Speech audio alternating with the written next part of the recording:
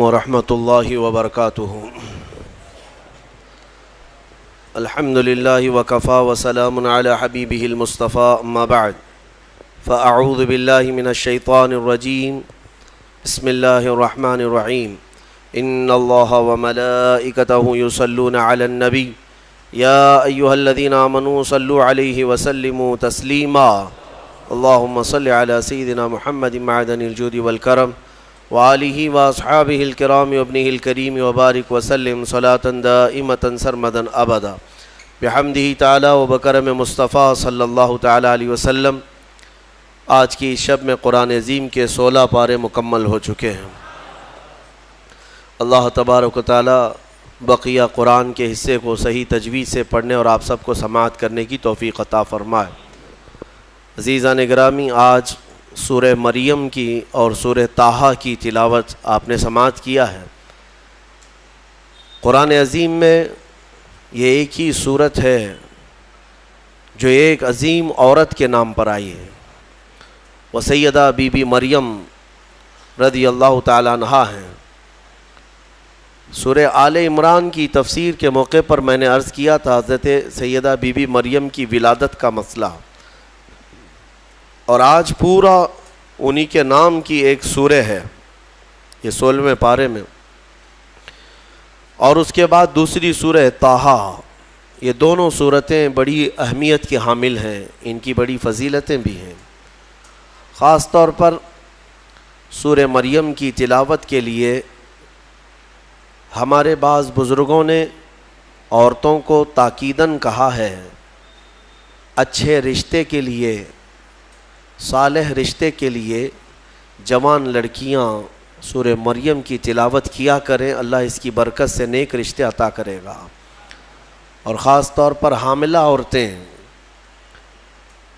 بچے کی ولادت سے پہلے آسانی وضع کے لیے، ولادت کی آسانی کے لیے سورہ مریم کی تلاوت کیا کریں۔ حضرت بی بی مریم نہایت ہی پاکیزہ خواتین میں ہیں، بلکہ دنیا کی سب سے پاک باز عورتوں میں آپ کا نام آتا ہے۔ آپ کی پرورش بیت المقدس میں ہوئی۔ جب آپ جوانی کو پہنچیں تو جوانی کو جب آپ آئیں تو ایک دن ایسا ہوا کہ جبرائیل امین علیہ السلام تشریف لائے اور یوں کہا کہ میں اللہ کی طرف سے تجھے ایک بیٹا دینے کے لیے آیا ہوں۔ حضرت بی بی مریم نے پکار کر کہا، مجھے بیٹا کیسے ہو سکتا ہے؟ انا یکون لی غلام ولم یمسسنی بشر ولم اکو بغیا۔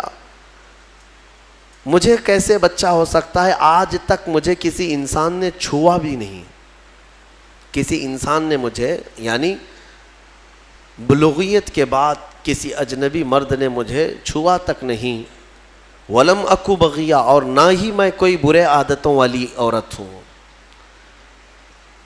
تو مجھے بیٹا کیسے ہو سکتا ہے؟ تو جبرائیل امین نے کہا کہ میں تیرے رب کی طرف سے قاصد بن کر کے آیا ہوں، اور تیرا رب یہی چاہتا ہے کہ بغیر کسی انسان کے چھوئے تجھے اللہ ایک بیٹا عطا کرے۔ قال کذالک قال ربک هو علی ہین، اور حضرت جبرائیل نے کہا کہ مریم، یہ تمہارے رب کے لیے کوئی مشکل مسئلہ نہیں ہے، جو رب تعالیٰ بغیر ماں اور بغیر باپ کے آدم کو پیدا کر سکتا ہو، وہ صرف بغیر باپ کے ایک عیسیٰ کو کیوں نہیں پیدا کر سکتا؟ تو انہوں نے ایک پھونک ماری جبرائیل امین نے، فنفخت من روحی، نہیں یہاں پر آیت ہے حضرت جبرائیل علیہ السلام نے ان کو پیغام سنایا کہ اللہ تعالیٰ کی طرف سے تمہیں ایک بیٹا ہوگا، اور ان پر ایک پھونک ماری اور حضرت بی بی مریم حاملہ ہو گئی۔ اسی لیے عیسیٰ علیہ السلام کا ایک لقب ہے، ان کو روح اللہ کہا جاتا ہے۔ روح اللہ کہا جاتا ہے کیوں؟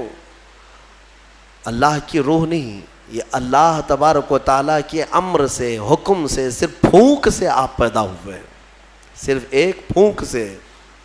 بی بی مریم جب حاملہ ہو گئیں، اب وہ گھبرانے لگیں. یہ تو پتہ ہے جی حضرت بی بی مریم کو معلوم ہے, ان کے رب کو معلوم ہے, لیکن دنیا کیا کہے گی؟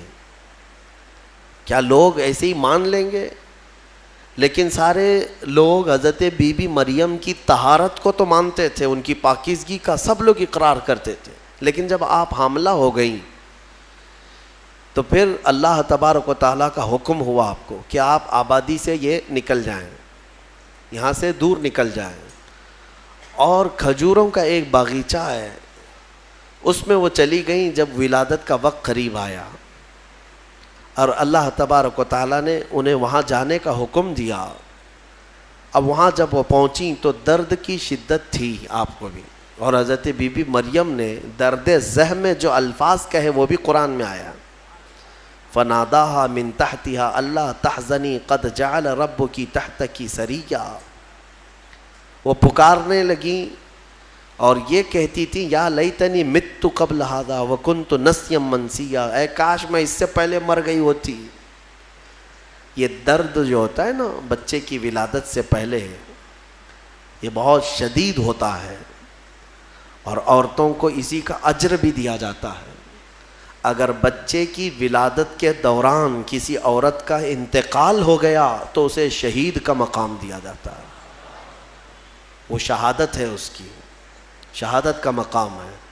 درد زہ کو, یہ جو ولادت کا درد ہوتا ہے عورتوں کو, بعض حکماء نے کہا ہے, کچھ حکیموں نے, کہ روح نکلنے کے وقت 40 ایسی بڑی ہڈیاں ہیں جس سے روح نکل جاتی ہے تو موت آ جاتی ہے. 40 ہڈیوں سے جب روح نکل جائے تو موت آتی ہے. بچے کی ولادت کے وقت عورت کی 39 ہڈیوں سے روح نکل چکی ہوتی ہے. اب اس سے اندازہ کریں کہ وہ موت کے منہ میں قریب جا کر واپس آتی ہے. ایک بچے کو جنم دینا دنیا میں, یہ اللہ تبارک و تعالیٰ ہی ان عورتوں کو صبر دیتا ہے, اور وہ درد اور وہ تکلیف کو برداشت کرنے کی اللہ تبارک و تعالیٰ ہی انہیں طاقت عطا کرتا ہے, ورنہ اس درد کو سہنا ہر ایک کا کام نہیں ہے. بہرحال حضرت بی بی مریم نے اس درد کی شدت میں جو پکارا وہ قرآن میں آیا ہے, قرآن میں آیا. اسی لیے تو حدیث پاک میں بھی ملتا ہے کہ سوال ہوا میرے آقا صلی اللہ تعالیٰ علیہ وسلم سے کہ میں یا رسول اللہ اپنی بوڑھی ماں کو اپنے کندھے پر بٹھا کر حج کرا چکا ہوں, خانہ کعبہ کے ساتھ طواف, اور گرم زمین جس میں ننگے پیر میرے تلووں میں آبلے پڑ گئے ہیں, تو کیا میں نے اپنی ماں کا حق ادا کر دیا؟ حضور پاک صلی اللہ تعالیٰ علیہ وسلم کا جواب سنیں. ان سے فرمایا کہ تم نے اپنے کندھے پر اپنی بوڑھی ماں کو بٹھا کر حج کرایا, طواف کعبہ کروایا, تم اس کے حق کی بات کرتے ہو. جب تم اپنی ماں کے پیٹ میں تھے ایک جھٹکا تم نے جو لگایا تھا اس کا بھی حق نہیں ادا ہوا, کیونکہ بچہ جب گھومتا ہے پیٹ کے اندر ماں کے, ہر گھومنے کے وقت, ہر چکر کے وقت اس کا ایک الگ درد ہوتا ہے. 9 مہینے وہ بچوں کو اٹھاتی ہے. میرے عزیزو, اگر تمہارے پیٹ میں کھانا زیادہ ہو جائے تو پیٹ بھاری پڑ جاتا ہے اور آپ چل پھر نہیں پاتے, جلدی سے آپ سکون کی جگہ ڈھونڈتے ہیں کہ میں پیٹ خالی کر لوں یا ہلکا کر لوں. اور اس عورت کو, ماں کو اللہ نے 9 مہینے تک تمہارا بوجھ دیا اور وہ اٹھائے گھومتی رہتی, پھرتی رہتی ہے. سیدہ بی بی مریم نے ولادت کے وقت یہ فرمایا. اس کے بعد رب تعالیٰ کی طرف سے یہ ان کو ندا آئی کیا, کہ جب وہ وہاں قریب لیٹی تھی ایک پتھر پر, اور ان کے قریب میں ہی ایک کھجور کا درخت تھا, رب تعالیٰ نے فرمایا وَهُزِّي إِلَيْكِ بِجِذْعِ النَّخْلَةِ تُسَاقِطْ عَلَيْكِ رُطَبًا جَنِيًّا. مریم اس درخت کو پکڑ کر کے ہلاؤ, تم پر پکی تازی کھجوریں گریں گی. تو ولادت کا وقت ہے ان کا, عیسیٰ علیہ السلام کی پیدائش کا, اور حضرت بی بی مریم کو کھجور کا درخت ہلانے کا حکم ہوا. انہوں نے ہلایا تو پکی کھجوریں ان پر گریں. رب تعالیٰ نے فرمایا فَكُلِي وَاشْرَبِي وَقَرِّي عَيْنَا, مریم کھا اور پی لے اور اپنی آنکھوں کو ٹھنڈی کر لے۔ مفسرین فرماتے ہیں درد زہ کے وقت اگر کسی عورت کو کھجور دیا جائے تو یہ قرآن پاک کے نسخے کے اعتبار سے اللہ تعالیٰ اس کے درد میں آسانی عطا فرماتا ہے، کیونکہ حکیم مطلق رب ذوالجلال نے حکم دیا بی بی مریم کو کہ کھجور کھاؤ، پکی کھجوریں تم پر گریں گی۔ تو کھجور کا حکم بھی ہے۔ ہمارے بزرگوں کے ہاں رواج تھا کہ ولادت کے وقت جب تکلیف زیادہ ہوتی تو وہ کچھ کھجوریں لا کر کسی امام کے پاس، عالم دین کے پاس لاتے کہ کچھ دم کر کے دے دیں کہ گھر میں ولادت ہونے والی ہے۔ اب کہاں ہے، کون سا کھجور، کون سی مٹھائی، سیدھے آپریشن تھیٹر میں لے جانا ہے اور بند کرنا ہے، کاٹنا ہے، پھر نکالنا ہے۔ خیر، اللہ تبارک و تعالی آج بھی جو لوگ اسلام پر چلنا چاہتے ہیں ان کے لیے آسانیاں عطا فرماتا ہے یقیناً۔ تھوڑی ہی دیر کے بعد حضرت عیسیٰ علیہ السلام کی ولادت ہوئی۔ یہ بیت اللحم جو جگہ ہے آج بھی وہ فلسطین میں ہے، بیت اللحم، جس پتھر پر حضرت عیسیٰ علیہ السلام کی ولادت ہوئی وہ جگہ آج بھی موجود ہے۔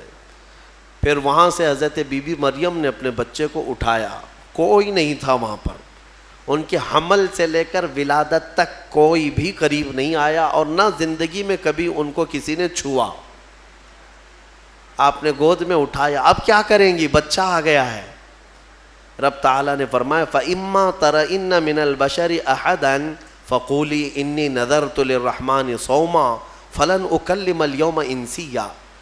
مریم اب اپنی بستی کی طرف جاؤ گی، اگر کوئی انسان تمہیں نظر آئے، لوگ اگر نظر آئیں تو بات مت کرنا کسی سے، ان سے کہنا آج میں نے چپ رہنے کا روزہ رکھا ہے۔ ہاں، اس شریعت میں ہوا کرتا تھا چپ کا روزہ، خاموشی کا روزہ، کہ دن بھر خاموش رہنے کا بھی روزہ ہوا کرتا تھا۔ اب یہ بھی کیسے بتائیں گی، وہ اشارے سے۔ اس زمانے میں ہوتا تھا جب کوئی خاموشی کا روزہ رکھتا تو وہ اشاروں سے بات کرتا، سامنے والا سمجھ جاتا آج اس کا خاموشی کا روزہ ہے۔ کاش یہ روزہ اور بھی ہمارے ساتھ ہوا کرتا، لیکن اس شریعت میں ہمارے ہاں چپ کا روزہ نہیں ہے، خاموشی کا روزہ نہیں ہے۔ میں تو یہ سوچتا ہوں کم سے کم عورتوں کے لیے تو ہو جاتا۔ خاموشی کا روزہ بڑا ثواب ہے، وہ بہت بڑی غلطیوں سے، گناہوں سے بچ جاتی۔ آپ کو اندازہ نہیں ہے، میرے آقا صلی اللہ علیہ وسلم نے زبان کو یوں 2 انگلیوں سے پکڑ کر کے فرمایا تھا، پکڑ کر کے، تمہارے 2 جبڑوں کے بیچ میں گوشت کا ایک ٹکڑا ہے، حضور نے فرمایا کہ یہ انسان کو جنت میں بھی لے جاتا ہے اور دوزخ میں بھی لے جاتا ہے۔ ہاں، اور پھر ایک حدیث پاک ہے، حضور فرماتے ہیں 2 جبڑوں کے بیچ میں ایک گوشت کا ٹکڑا زبان، 2 رانوں کے بیچ میں ایک گوشت کا ٹکڑا شرمگاہ، جس نے ان 2 چیزوں کی حفاظت کی ذمہ داری لے لی، میرے آقا فرماتے میں اسے جنت میں لے جانے کی ضمانت دیتا ہوں، جنت میں لے جانے کی ضمانت دیتا ہوں۔ یہ 2 چیزوں کی اگر کوئی حفاظت کر لیا۔ خیر، حضرت بی بی مریم اپنے بچے کو لے کر کے آئیں، لوگ دیکھنے لگ گئے کہ مریم ہے اور اس کی گود میں بچہ ہے، تو ظاہر سی بات ہے قوم کا جو رویہ ہوتا ہے، سیدھے پکار کر کہنے لگے یا اخت ہارون ما کان ابوک امرأ سوء وما کانت امک بغیہ، اے مریم یہ کیا کر لیا تو نے۔ اخت ہارون جو ہے اس وقت سب سے پاک عورت کو کہا جاتا تھا، اخت ہارون لقب کے طور پر حضرت بی بی مریم کو انہوں نے پکارا، نہ تمہارے باپ برے تھے نہ تمہاری ماں بری تھی، یہ تو نے کیسے کر لیا، یہ بچہ تیری گود میں کیسے آیا۔ فاشارت الیہ، انہوں نے اشارہ کیا اپنے بچے کی طرف، کیونکہ اللہ تعالیٰ کا حکم تھا اگر کوئی بات کرے تو بات مت کرنا، اپنے بچے کی طرف اشارہ کر دو۔ آج میں خاموشی کا روزہ ہوں، اشارہ کیا اپنے گود والے بچے کی طرف، 1 دن کا بچہ ہے، تو لوگ بول پڑے کہ تو اس کی طرف اشارہ کر رہے، قالوا کیف نکلم من کان فی المہد صبیا، ہم کیسے بات کریں اس سے جو آج گود میں ہے تیرے، آج کا بچہ ہے۔ قرآن میں ہے جب وہ لوگ بحث کر رہے تھے، قال انی عبد اللہ آتانی الکتاب وجعلنی نبیا، ابھی وہ بحث کر رہے تھے، عیسیٰ علیہ السلام گود سے ہی بول پڑے۔ کیا بولے؟ بولنے لگے اے لوگوں میں اللہ کا بندہ ہوں، انی عبداللہ، اللہ نے مجھے کتاب عطا کیا ہے، وجعلنی نبیہ، اور نبی بنا کر بھیجا ہے، وجعلنی مبارکن اینما کنت، اور جہاں میں رہوں گا برکت کا ذریعہ بنوں گا، اور اللہ تعالیٰ نے مجھے نماز کا اور زکوٰۃ کا حکم دیا ہے، اور میری والدہ کے ساتھ اچھائی کا سلوک کرنے، حسن سلوک کرنے کا حکم دیا ہے۔ اور پھر آخر میں عیسیٰ علیہ السلام اس جملے پر اپنی بات ختم کرتے ہیں۔ کون سا جملہ؟ والسلام علی یوم ولدت و یوم اموت و یوم ابعث حیا، سلامتی ہو اس دن پر جس دن میں پیدا ہوا اور جس دن میرا انتقال ہوگا اور جس دن مجھے اٹھایا جائے گا۔ اتنا بات کیا حضرت عیسیٰ علیہ السلام اور پھر خاموش ہو گئے۔ یہ معجزہ نہیں تو اور کیا ہے؟ گود کا آج کا بچہ اتنا وسیع انداز میں بول پڑا، تبھی جا کر کے قوم کی زبان چپ ہو گئی کہ یہ جو آیا ہے مریم کی گود میں یہ کوئی معمولی چیز نہیں ہے۔ ظاہر سی بات ہے، جب رب تبارک و تعالیٰ کسی چیز کو بھیجتا ہے تو نشانیوں کے ساتھ بھیجتا ہے۔ اب جتنے تھے وہ مان تو گئے کہ بی بی مریم کو کسی نے چھوا نہیں، یہ سچی ہے، اور جب گود کا بچہ بول رہا ہے تو یہ اور سچی بات ہے کہ محیر العقول چیز ہے، آج تک ہم نے کبھی دیکھا نہیں۔ عیسیٰ علیہ السلام بولے۔ پھر اس کے بعد عیسیٰ علیہ السلام کو حضرت بی بی مریم اپنے گھر تو لے گئیں۔ یہاں پر رک کر کے میں ایک بات عرض کرنا چاہوں گا۔ حضرت عیسیٰ علیہ الصلوۃ والتسلیم نے جو جملہ کہا وہ یہ ہے کہ جس دن میں پیدا ہوا اس دن سلامتی ہو، یعنی نبی جس دن پیدا ہوتے ہیں وہ سلامتی والا دن ہوتا ہے۔ عیسیٰ علیہ السلام کی پیدائش کا دن سلامتی والا ہے تو 12 ربیع الاول کیوں نہیں سلامتی والا ہے؟ ہاں، اور نبی خود اپنی ولادت کے دن سلام بھیج رہے ہیں، اور ہم سید الانبیاء کی ولادت پر امتی سلام بھیجیں تو کیا حرج ہے؟ یہ قرآن کا حکم ہے۔ نبی خود اپنی ولادت کے دن سلام بھیج رہے ہیں اور امتی اپنے نبی کے پیدائش کے دن پر سلام بھیجے تو یقیناً یہ باعث برکت ہے اور قرآن کے مطابق ہے۔ خیر، یہ حضرت عیسیٰ علیہ السلام کی ولادت کا واقعہ۔ عیسیٰ علیہ الصلوۃ والتسلیم اپنی ماں کے ہاں رہے ایک زمانے تک، پھر جب جوان ہوئے۔ اچھا، یہ ایک بات اور بھی بتاؤں، بہت کم عمر میں جن کو نبوت دی گئی، یعنی دنیا میں ظاہری طور پر، وہ 3 نبی ہیں۔ ایک حضرت عیسیٰ علیہ السلام جن کو گود میں ہی پیدائش میں دے دی گئی، دوسرے یحییٰ علیہ السلام جو حضرت بی بی مریم کے ہاں ان کے باپ حضرت زکریا علیہ السلام نے دعا کی تھی تو اللہ ان کو دیا تھا۔ یحییٰ علیہ السلام بھی پیدا ہوتے ہی نبی ہو گئے تھے، نبوت کے ساتھ دنیا میں آئے۔ تیسرے حضرت یوسف علیہ السلام، جب ان کے بھائیوں نے انہیں کنویں میں ڈالا تھا تب ان کو، یہ چھوٹی عمر میں جن کو نبوت دی گئی وہ 3 انبیاء اکرام ہیں۔ یہ تو دنیا کی زندگی کے اعتبار سے، لیکن اگر کوئی یہ کہتا ہے کہ ہمارے آقا محمد صلی اللہ علیہ وسلم کو 40 سال کی عمر میں نبوت دی گئی تو یہ جملہ غلط ہے۔ میرے عزیزو، حضور کو نبوت دی گئی نہیں، نبی ہونے کا اعلان کرنے کا حکم دیا گیا۔ نبوت کب دی گئی وہ خود رسول سے پوچھو۔ میرے آقا فرماتے ہیں کنت نبیا وآدم بین الماء والطین، میں تو اس وقت بھی نبی تھا جب آدم علیہ السلام کو ابھی مٹی اور پانی میں گوندا جا رہا تھا۔ آدم علیہ السلام کا ابھی پتلا بھی نہیں تیار ہوا تھا، حضور فرماتے میں اس وقت بھی نبی تھا۔ تو نبی تو میرے آقا صلی اللہ علیہ وسلم پہلے سے تھے۔ بہرحال عیسیٰ علیہ السلام اللہ تعالیٰ کی ایک نشانی ہے، ان کی ذات ہی اللہ کی ایک نشانی ہے، کیونکہ عقل میں یہ آ جانا کہ بغیر باپ کے دنیا میں آئے جبکہ ان کی ماں کو کسی مرد نے چھوا نہیں۔ اسباب تو یہ بتاتے ہیں دنیا میں کہ ایک عورت اور ایک مرد کے اختلاط سے ہی بچہ پیدا ہوتا ہے۔ دنیا میں بچے کی ولادت ایک مرد اور ایک عورت کے ملنے سے ہی ہوتی ہے، لیکن یہاں عیسیٰ علیہ السلام کی ولادت میں کوئی مرد کا اختلاط نہیں، تو عام انسانوں کے دماغ میں یہ بات نہیں آتی۔ تو اسباب کی طرف دیکھنے والا انکار کرتا ہے اور خالق اسباب کی طرف جو توجہ کرتا ہے وہ انکار نہیں کرتا، کیونکہ اسباب تو یہ بتاتے ہیں کہ ایک روٹی کھانے کے لیے کئی منزلوں سے سفر کرنا پڑتا ہے، لیکن میرا رحمان چاہے تو سیدھے آسمان سے دسترخوان بھی اتار سکتا ہے۔ ہاں یہ اس سے بھی زیادہ تعجب کی بات میں آپ کو بتاؤں، اس سے بھی زیادہ تعجب کی بات، صالح علیہ السلام اللہ کے نبی ہیں، ان کی قوم بڑی سرکش تھی، نافرمان تھی، اور پتھروں کی پوجا کرتے تھے اور پتھروں کے گھر بناتے تھے اسے تراش تراش کر کے۔ حضرت صالح علیہ السلام نے ان کو اللہ کی طرف بلایا تو وہ نشانی مانگنے لگے، کوئی نشانی بتاؤ کہ تم اللہ کے رسول ہو۔ تو اس زمانے میں پتھروں کے لیے ان کا بڑا مسئلہ تھا کہ پتھروں کی عبادت بھی ہے، پتھروں کے گھر بھی بناتے تھے۔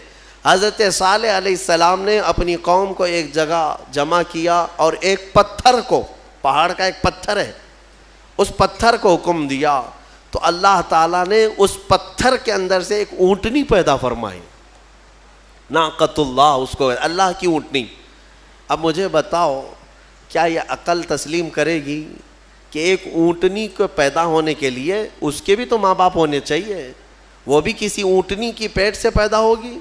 لیکن اتنا محیر العقول واقعہ کہ پتھر اور اونٹنی کا کیا میل۔ ہاں یہ بھی بات سمجھ میں آ سکتی ہے کہ ہاتھی کے ہتھنی کے پیٹ سے کوئی اونٹنی پیدا ہو گئی، یا کسی جانور کے پیٹ سے کوئی دوسرا جانور پیدا ہو گیا، کچھ قریب تو سمجھ میں آتا ہے، لیکن پتھر کے اندر سے اونٹنی پیدا ہونا یہ سمجھ میں آتا ہے؟ اللہ تبارک و تعالیٰ جب اپنی نشانیاں دکھانا چاہتا ہے تو اسی طرح کی معجزے اپنے نبیوں کو دیتا ہے اور ظاہر کرتا ہے تاکہ لوگ ان اللہ کے نبیوں کی حقانیت کو تسلیم کریں۔ اسی لیے ہم کہتے ہیں کہ پتھروں سے پانی کا جاری ہونا سمجھ میں آتا ہے۔ اگر تم پیاسے ہو، ہم نے کہیں پتھر میں سوراخ کر دیا اور پانی بہنے لگ گیا تو آپ پانی پی لیں گے، ہو سکتا ہے تھوڑا بہت تعجب کریں گے، تھوڑا بہت تعجب کریں گے، ہاں انہوں نے پتھر سے پانی نکال دیا، لیکن دماغ میں تمہاری یہ تو ہے کہ بہت سارے پہاڑوں میں دیکھا ہے ہم نے پتھروں کے بیچ سے پانی بہتا ہے۔ لیکن محمد الرسول اللہ صلی اللہ علیہ وسلم کے صحابہ جب پیاسے ہوئے تو پتھر سے میرے آقا نے نہیں، انگلیوں کے بیچ سے پانی جاری کر کے دکھایا۔ سمجھ میں آتی ہے یہ بات؟ پتھر سے نکلنا تو سمجھ میں آتا، انگلیوں سے نکلنا، اور انگلیوں سے میرے عزیزو پسینہ نہیں کہ 2 بوند 4 بوند نکل گیا ہو پانی اور اس کو جمع کر لیا ہو، بلکہ صحابہ فرماتے ہیں اس وقت مجمع میں 1400 صحابہ تھے اور سارے صحابہ نے پیٹ بھر کر پانی پیا۔ پنجاب رحمت حضور کی انگلیوں سے جو نکلے اس پانی سے سارے صحابہ 1400 صحابہ نے پانی پیا، اپنے مویشیوں کو، جانوروں کو پلایا، اپنے برتنوں میں اور اپنے مٹکوں میں سب بھر بھی لیا۔ اور صحابی فرماتے ہیں اس وقت اگر ہم 10,000 بھی ہوتے تو وہ پانی کم نہ ہوتا، اس سے زیادہ کی تعداد بھی ہو۔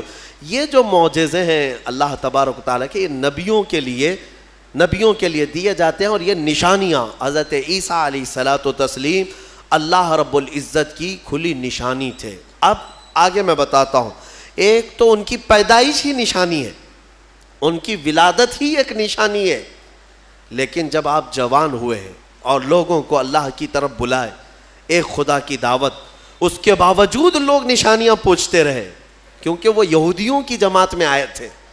بنی اسرائیل میں حضرت عیسیٰ علیہ السلام پیدا ہوئے، اس وقت یہودی تھے، اور یہودی نافرمان قوم اکثر نبیوں کو جھٹلایا کرتے، یہاں تک کہ نبیوں کا قتل بھی کرنے میں ان کا بڑا ہاتھ رہا ہے۔ یہودیوں نے تقریباً 10,000 نبیوں کو قتل کیا ہے۔ ہاں، ہم اللہ کے نبیوں کو، قرآن صاف کہتا ہے وَيَقْتُلُونَ النَّبِيِّينَ بِغَيْرِ حَقٍّ وَيَقْتُلُونَ الْأَنْبِيَاءَ بِغَيْرِ حَقٍّ، ناحق یہ نبیوں کو قتل کیا کرتے تھے یہ یہودی، کیونکہ ان کی طبیعت کا اگر مسئلہ نہیں ملتا تو نبی کو مار دیتے، ان کو اپنی طبیعت کا مسئلہ چاہیے ہوتا، شریعت ان کو ویسی چاہیے جیسا وہ چاہیں۔ انبیاء کرام علیہ السلام کوئی کمپرومائز کرنے کے لیے نہیں آتے، وہ حق کے داعی ہوتے ہیں، حق کے داعی ہوتے ہیں۔ بہرحال حضرت عیسیٰ علیہ السلام جب جوان ہوئے تو آپ کو پھر سے نشانیاں پوچھی گئیں کہ آپ اللہ کے رسول ہیں، آپ اللہ کے نبی ہیں، کوئی نشانی؟ اب اللہ تعالیٰ نے آلریڈی ان کی ولادت ایک نشانی ہے، پھر ان کو معجزے عطا کیے۔ کون کون سے معجزے؟ عیسیٰ علیہ السلام کو 3 معجزے اور دیے گئے، 3 معجزے۔ وہ کیا تھے؟ عیسیٰ علیہ السلام خود اپنی زبان میں فرماتے ہیں، جس کو قرآن میں اللہ تبارک و تعالیٰ نے بیان فرمایا کیا ہے؟ احیی الموتى باذن اللہ، ابرئ الاکمہ والابرص واحیی الموتى باذن اللہ. اور ایک ہے وانبئکم بما تاکلون وما تدخرون فی بیوتکم. 3 معجزے. توجہ چاہتا ہوں، عیسیٰ علیہ السلام کو 3 معجزے دیے گئے. پہلا معجزہ، کوڑ کی بیماری والے، سفید داغ والے کوئی بھی بیمار آئیں، عیسیٰ علیہ السلام اپنا ہاتھ رکھتے تو صحیح ہو جاتا. ابرئ الاکمہ والابرص، کوڑ والا، سفید داغ والا، یہ بیمار اگر حضرت عیسیٰ علیہ السلام کے پاس آتا تو آپ اس کو ہاتھ پھیر دیتے تو اس کی بیماری ختم ہو جاتی. دوسرا معجزہ، وَأُحْيِي الْمَوْتَى بِإِذْنِ اللَّهِ، کہتے ہیں کہ میں مردوں کو اللہ کے حکم سے زندہ کر دیتا ہوں. عیسیٰ علیہ السلام فرما رہے ہیں. عیسیٰ علیہ السلام کا معجزہ یہ تھا کہ اگر وہ کسی قبر کو ٹھوکر مارتے تو قبر سے مردہ زندہ کھڑا ہو جاتا، مرنے کے بعد دوبارہ زندہ کرتے عیسیٰ علیہ السلام. کبھی کبھار مٹی کے پرندے بناتے، ان میں پھونک مارتے تو وہ اڑنے لگتے تھے. ہاں، مٹی کے پرندوں کو پھونک مارتے تو وہ اڑنے لگتے زندہ ہو کر. 2 معجزے ہو گئے. تیسرا معجزہ اہم ہے.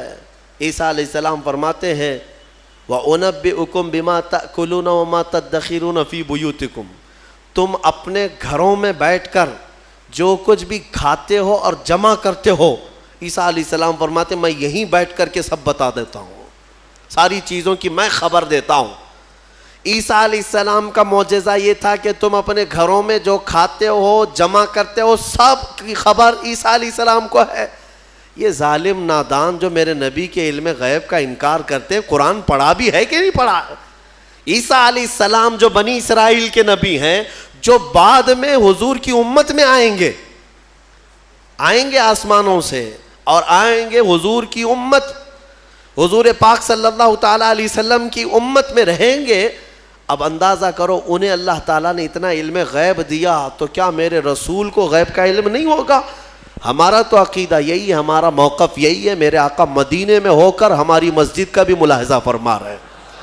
ہاں، وہ پوری دنیا کو ایسے دیکھتے ہیں جیسے اپنے ہتھیلی کو دیکھتے ہیں. خود میرے آقا نے فرمایا، مسلم شریف کی حدیث ہے، اللہ کے حبیب فرماتے ہیں ان اللہ زوى لی الارض، اللہ نے پوری روئے زمین کو میرے لیے سمیٹ دیا ہے اور میں پوری روئے زمین کو ایسے دیکھتا ہوں جیسے ہتھیلی کو دیکھتا ہوں. 3 معجزے ہیں عیسیٰ علیہ السلام کی، یاد رکھیے گا. اب میرا سوال بھی سن لیجئے توجہ کے ساتھ. ایک ہے وہ کوڑ کی بیماری اور برس کی، سفید داغ کی بیماری والے کو ہاتھ رکھتے تو کیا ہو جاتا؟ صحیح ہو جاتا. حاضر ہے آپ کا دماغ؟ بہت اہم چیز. دوسری چیز ہے مرے ہوئے آدمی کو ٹھوکر مار کر زندہ کر دیتے تھے. چلے 2 ہی پر ہم بات کرتے ہیں. یہ بیماریوں سے شفا دینا کس کا کام ہے؟ عقیدہ تو یہی ہے نا، اللہ کا کام ہے. پھر سوال تو یہاں ان لوگوں کے لیے بھی بن پڑتا ہے جب ہم اپنے مصطفیٰ کے لیے کہتے ہیں یا رسول اللہ شافی و نافی ہو تم، وافی و کافی ہو تم، درد کو کر دو دوا، تم پہ کروڑوں درود. ارے یہ بریلوی شرک کر رہا ہے. رسول کو کہہ رہا ہے شافی ہیں، رسول کو کہہ رہا ہے کافی ہیں. رسول شفا دیں گے؟ جب ہم درود تاج میں پڑھتے ہیں دافع البلاء والوباء والقحط والمرض والالم، ہمارے رسول بلاؤں کو دفع کرنے والے، وباؤں کو دفع کرنے والے، درد کو دور کرنے والے، ہر کرب سے آزاد کرنے والے. ہم پڑھتے ہیں درود میں تو اس پر کچھ لوگوں کا پیٹ درد ہوتا ہے اور کہتے ہیں کیسے تم رسول کو کہہ رہے ہو کہ وہ بیماریوں سے دور کرنے والے ہیں، وہ کیسے دور کر سکتے ہیں؟ ان سے میرا سوال یہ، قرآن کی کوئی آیت پڑھا بھی ہے یا نہیں؟ عیسیٰ علیہ السلام خود کہہ رہے ہیں کوڑ کی بیماری اور برس کی بیماری والے کو میں ہاتھ رکھ دوں تو صحیح ہو جاتا ہے. عیسیٰ علیہ السلام ہاتھ رکھ دیں تو صحیح ہو جاتا ہے. اچھا، اس سے بھی بڑی چیز، زندگی دینا اللہ کا کام، موت دینا اللہ کا کام، یہ اللہ تبارک و تعالیٰ کی قدرت میں ہے. اور مرنے کے بعد دوبارہ اٹھانا یہ تو اور بڑی بات ہے، یہ اللہ کی قدرت میں ہے. اور وہ کام عیسیٰ علیہ السلام کہہ رہے ہیں کہ میں مردوں کو زندہ کرتا ہوں. میرے عزیزو، اب یہ شرک نہیں ہوا؟ عیسیٰ علیہ السلام کے بارے میں اگر کوئی عقیدہ رکھے گا کہ وہ مردوں کو زندہ کرتے تھے تو شرک ہو جائے گا. کچھ لوگوں کے فتوے کے حساب سے تو شرک ہے، کیونکہ وہ رسول کے واقعات کو نہیں مانتے. غوث پاک نے اگر کسی مردے کو زندہ کیا تو کہتے ہیں یہ جھوٹی کہانیاں ہیں. ہاں یہ کیسے ہو سکتا ہے؟ یہ صرف اور صرف اللہ رب العزت کا کام. پھر قرآن جو عیسیٰ علیہ السلام کے بارے میں بتا رہا ہے، کیا عیسیٰ خدا ہیں؟ عیسیٰ علیہ السلام خدا ہے؟ یہاں ایک نقطہ سمجھ کر کے چلو. اللہ رب العزت یقیناً قادر مطلق ہے، رزاق وہی ہے، خالق وہی ہے، شافی وہی ہے. لیکن اگر وہ اپنی طاقت کسی محبوب رسول یا نبی کو شفا دینے کی طاقت دے دے، دوبارہ زندہ کرنے کی طاقت دے دے، یا بیماریوں سے دور کرنے کی طاقت دے دے، تو اس میں کسی کے پیٹ درد ہونے کی ضرورت نہیں. مولا جسے جو چاہے وہ مقام عطا فرمائے. یہ شرک بھی نہیں ہے. اللہ جسے جو چاہے وہ عطا فرمائے. اسی لیے ہمارا موقف یہ ہے الحمدللہ کہ ہم مانتے ہیں کہ رسول پاک صلی اللہ تعالیٰ علیہ وسلم بیماریوں کو دور کرتے تھے، لیکن ہم انہیں خدا نہیں مانتے. جیسے عیسیٰ علیہ السلام اللہ کی عطا سے بیماروں کو شفا کرتے تھے، میرے مصطفیٰ بھی اللہ کی عطا سے بیماروں کو شفا کرتے ہیں. اور اسی لیے ہم مانگتے بھی ہیں میرے آقا کی بارگاہ میں. ہمیں بزرگوں نے سکھایا ہے. بلکہ ایک حدیث بھی میں آپ کو بتا دوں. ایک صحابی آئے اور ان کے بھائی کا پیٹ درد کر رہا تھا، بہت تکلیف تھی. حضور کے پاس آئے، کہا یا رسول اللہ میرے بھائی کا پیٹ بہت درد کر رہا ہے. ڈاکٹر نہیں تھا کیا مدینے میں؟ کوئی طبیب نہیں تھا. وہ صحابی حضور کے پاس کیوں آئے؟ اس لیے کہ صحابہ کو معلوم تھا کہ یہ شفا خانہ ہے، یہاں سے جو حکم ہوگا اس میں شفا ہے.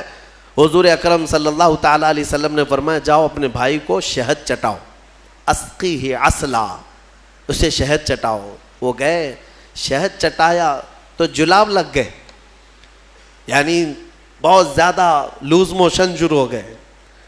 وہ دوسرے دن بھاگے آئے، کہا میں نے تو کل شہد چٹایا لیکن وہ زیادہ اس کا درد بڑھ گیا اور موشن شروع ہو گئے، یعنی جلاب ہو گئے، دست آ رہے. تو حضور پاک صلی اللہ علیہ وسلم نے دوسرے دن پھر کیا دوا فرمائی؟ کہا اسقیہ عسلا، جاؤ اس کو پھر شہد چٹاؤ. پھر سے شہد چٹاؤ. ایک دوا سے اگر فائدہ نہ ہو تو آپ پھینک دیں گے.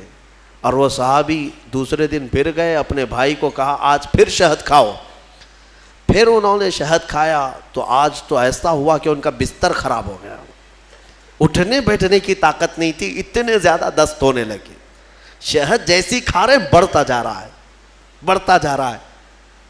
تو کوئی آ کے یہ تو کہہ سکتا تھا کہ ریئیکشن ہو رہا ہے دوا بدل دیں. تیسرے دن آئے وہ صحابی، کہا یا رسول اللہ اب تو اور حالت بری ہو گئی، بہت زیادہ تکلیف پہ ہے. تیسرے دن میرے آقا صلی اللہ علیہ وسلم نے فرمایا جا اپنے بھائی کو شہد چٹا. تیسرے دن بھی اس صحابی نے کہا یا رسول اللہ شہد چٹاؤں؟ کہا ہاں، تیرے بھائی کا پیٹ جھوٹ بول رہا ہے، اللہ کا نبی سچ بول رہا ہے. وہ گئے تیسرے دن شہد چٹایا. تیسرے دن جب شہد چٹایا تو نہ جلاب ہے نہ درد ہے، بلکہ پہلے سے بہتر صحت ہے، صحت و تندرستی پہلے سے بہتر ہے. وہ آئے میرے عزیزوں، کہنا یہ تھا کہ حضور پاک صلی اللہ تعالیٰ علیہ وسلم نے پھر ارشاد فرمایا کہ تمہارے بھائی کو شہد کی جو تجویز کی گئی تھی وہ اللہ تبارک و تعالیٰ کے حکم سے ہے کہ شہد میں اللہ نے شفا رکھا ہے. اب وہ گڑبڑ کیوں ہو رہی تھی؟ ایک بار چٹانے کے بعد اور گڑبڑ. شیطان اس طرح سے کرواتا ہے تاکہ تمہارا عقیدہ رسول کی بات پر نہ رہے، اور اگر تم جمے رہ گئے اسی بات پر تو شفا تو اللہ ہی کی طرف سے آئے گی. بسا اوقات ایسا ہوتا ہے کہ کچھ لوگ ہم سے آ کر کے کہتے ہیں کہ حضرت کوئی وظیفہ دے دیجئے. وظیفہ دیے، جو کام تھا وہ بھی چھوٹ گیا. آپ نے جو دیا اس سے ریئیکشن ہو گیا ہے. اکثر لوگوں کو ایسا لگتا ہے ہمارے پاس وظیفہ لیتے ہیں، تعویذ لیتے ہیں، 2 دن کے بعد پھر بولتے ہیں کہ حضرت ابھی تک کچھ ہوا نہیں ہے. تو کیا ہمارے پاس موسیٰ علیہ السلام کی چھڑی ہے کہ ابھی ماریں گے تمہاری دکان کھل جائے گی، بازار میں تمہارا انبار لگ جائے گا؟ صبر بھی تو کوئی چیز ہے.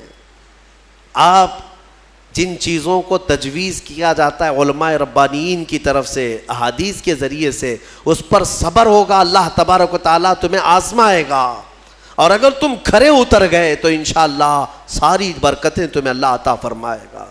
ایک چیز دوسری، ایک صحابی آئی حضور کے پاس، ان کا بیٹا گونگا تھا، بولتا نہیں تھا، 8 سال کا یا 9 سال کا بچہ تھا، پیدائشی، بولتا نہیں تھا۔ حضور کے پاس لائی اور کہا کہ حضور یہ میرا بچہ بولتا نہیں ہے، اسے کچھ فرما دیں، بولنے کی طاقت دینا اللہ کا کام ہے۔ وہ صحابیہ حضور کے پاس کیوں آئی؟ شرک کرنے آئی تھی؟ نعوذ باللہ من ذالک۔ صحابہ کا عقیدہ یہی تھا، بخدا خدا کا یہی ہے در، جو بریلی کے امام نے ہمیں سکھایا ہے، بخدا خدا کا یہی ہے در، نہیں اور کوئی مفر مقر، جو وہاں سے ہو یہیں آ کے ہو، جو یہاں نہیں تو وہاں نہیں۔ ہاں وہ آئی اور حضور کے پاس لے آئی۔ حضور پاک صلی اللہ تعالیٰ علیہ وسلم نے ان کو، اس بچے کو کیا دعا دی، کیا دوا دی، کیا وظیفہ دیا؟ کچھ نہیں، سامنے بٹھایا، بچہ سامنے آیا، رسول کریم صلی اللہ تعالیٰ علیہ وسلم نے اس بچے کا نام لے کر کے کہا کہ قل من انا، اے بچے بول میں کون ہوں۔ سوال حضور نے فرمایا، وہ گونگا پیدائشی بول پڑا، اشہد انک محمد رسول اللہ، میں گواہی دیتا ہوں کہ آپ محمد اللہ کے رسول ہیں، مجھے بتاؤ۔ اسی لیے ہمارے امام اعلیٰ حضرت فاضل بریلوی رضی اللہ تعالیٰ عنہ نے فرمایا ہے، آنکھ عطا کیجئے اس میں ضیاء دیجئے، جلوہ قریب آ گیا تم پہ کروڑوں درود۔ ہم مانگتے حضور کی بارگاہ میں ہیں تو یہ صحابہ کا ہی عقیدہ ہے۔ میرے عزیزوں، میں نے عیسیٰ علیہ الصلوۃ والتسلیم کے ان واقعات سے یہ ثابت کرنے کی کوشش کی ہے کہ الحمدللہ اہل سنت و جماعت کا جو موقف ہے وہ قرآن و حدیث کے مطابق ہے، کوئی گمراہ نہ ہو اور نہ ہی گمراہیوں میں آئے، الحمدللہ۔ اب میں یہاں پر بات ختم کرتا ہوں تفسیر کو۔ عیسیٰ علیہ السلام کے ان معجزوں کو دیکھ کر بہت سے ایمان بھی لائے، بہت سے ایمان بھی لائے، اور آپ کی ایک جماعت بڑھتی گئی۔ آپ کے 4 شاگرد مشہور ہوئے۔ ویسے آپ کے جو حواریین ہیں، جو اصحاب ہیں، جو آپ کے صحابہ تھے، ان کو حواریین کہا جاتا ہے، وہ 12 لوگ تھے۔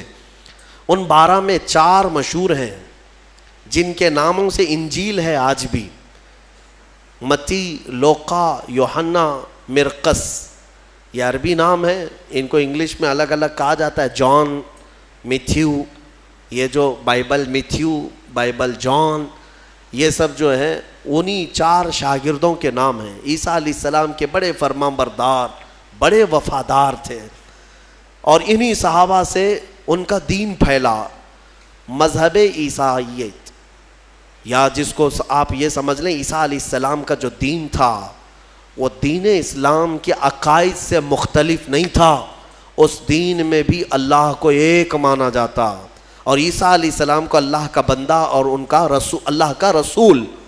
یہ دین اسی طرح چلتا رہا اور اسی کی تبلیغ بھی ہوتی رہی، لیکن یہودیوں کو یہ بات نہ بھائی۔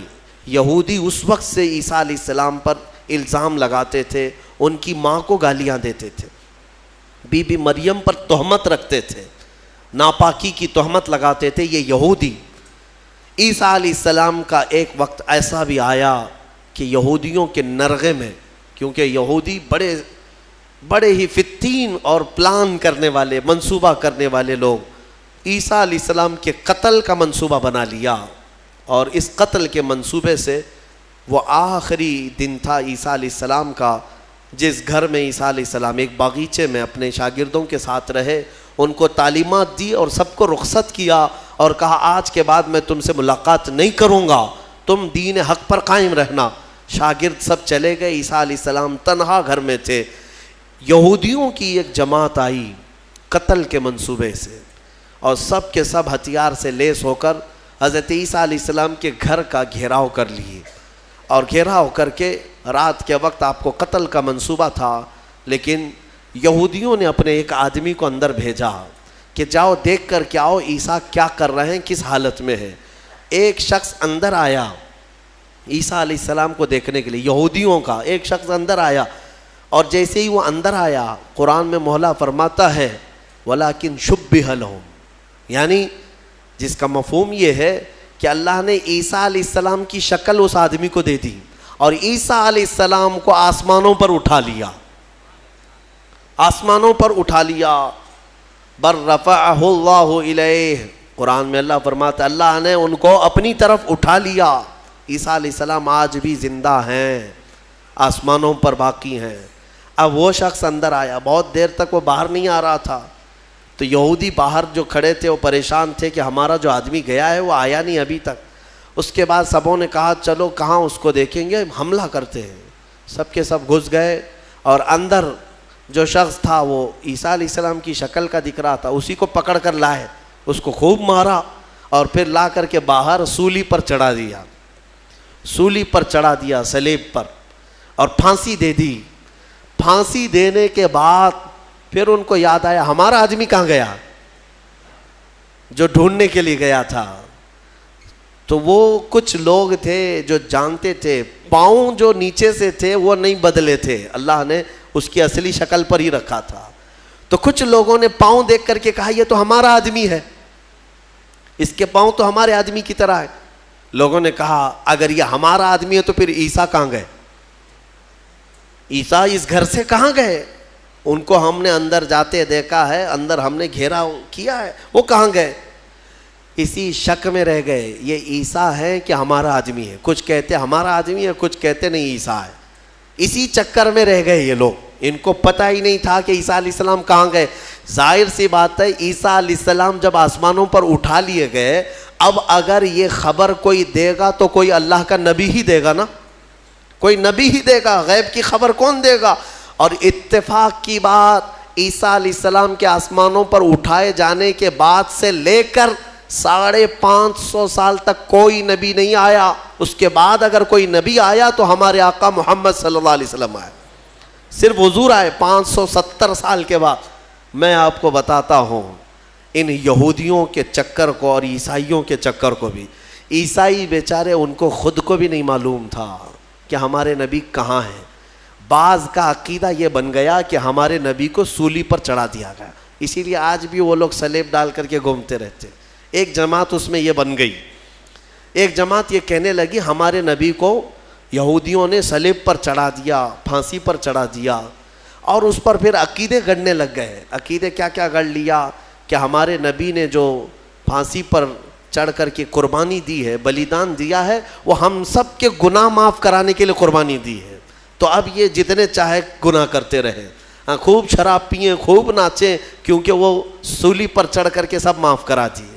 یہ ایک جماعت نے اس میں عقیدہ گڑھ لیا اور عیسائیوں کی ایک جماعت اسی پر چلتی رہی. ایک جماعت پھر بھی حق پر رہی جو عیسیٰ علیہ السلام کے چاروں شاگرد تھے.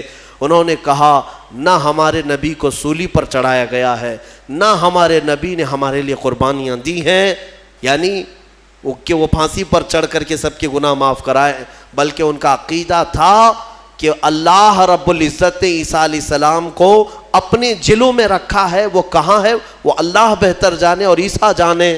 ایک وقت آئے گا جب عیسیٰ کی حقیقت لوگوں کو معلوم ہوگی. یہ ایک حق جماعت ہمیشہ کہتی رہی اور اسی پر وہ لوگ باقی رہے. پھر اس میں فرقے بھی ہوئے، عیسائیوں میں بہت سارے فرقے بھی ہوئے، 70 سے زیادہ فرقے ہوئے، الگ الگ عقیدے. اور یہ فرقے بھی کس نے بنائے؟ یہودیوں نے بنائے. ان کے اندر گھس کر کے الگ الگ ان کے دماغ چینج کیے. پھر ٹرائنیٹی کا عقیدہ آ گیا کچھ عیسائیوں میں کہ عیسیٰ خدا کے بیٹے ہیں، مریم خدا کی بیوی ہے. کچھ لوگوں کا عقیدہ یہ بنا. پھر کچھ لوگوں کا عقیدہ بنا کہ 3 خدا ہیں، ایک خدا اللہ، ایک خدا جبرائیل، ایک خدا عیسیٰ. آج بھی کچھ لوگ ہیں اس میں، پروٹسٹ ہیں، کیتھولک ہیں اور آرتھوڈاکس ہیں. یہ سب جو فرقے بنے سب میں تھوڑا تھوڑا سا فرق ہے عیسیٰ علیہ السلام کو ماننے کے لیے. بعض کہتے ہیں گاڈ ہے، فادر ہے، اور پھر یہ سن ہے اور میری ہے، یہ 3 خدا ہے. ٹرائنیٹی کے عقیدے بنے. اب میں آپ کو بتاتا ہوں یہ میرے آقا صلی اللہ تعالیٰ علیہ وسلم کا احسان ہے پورے یہودیوں پر بھی اور عیسائیوں پر بھی، کیونکہ یہ جھگڑا کرتے رہے 500 سال تک. اتنا قتل کیا ہے، عیسائیوں نے یہودیوں کا اور یہودیوں نے عیسائیوں کا 500 سال اتنے قتل ہو گئے جس کا شمار نہیں کر سکتے. پورا فلسطین خون میں نہا جاتا تھا جنگوں میں. یہ دونوں جماعتیں لڑتی تھیں.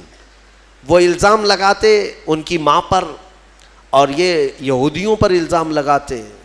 اور قرآن بھی کہتا ہے وقالت الیہود لیست النصارى علی شیء وقالت النصارى لیست الیہود علی شیء.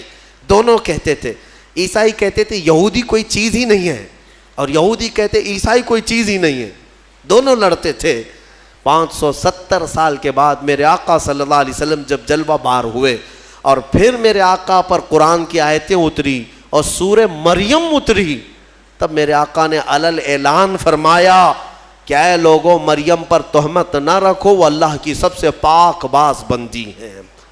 عیسائیوں کو احسان ماننا چاہیے میرے آقا کا کہ حضرت بی بی مریم کی طہارت پوری دنیا میں اگر عیسیٰ علیہ السلام کے بعد کسی نے بیان کی ہے تو میرے مصطفیٰ نے بیان کیا. ہاں, اور دوسری بات حضرت عیسیٰ علیہ السلام کہاں گئے کہاں ہے عیسائیوں کو بھی نہیں معلوم, یہودیوں کو بھی نہیں معلوم. میرے آقا صلی اللہ علیہ وسلم نے قرآن کی وحی اترنے کے بعد لوگوں کو بتایا کہ یہ سب آپس میں اختلاف کرتے ہیں.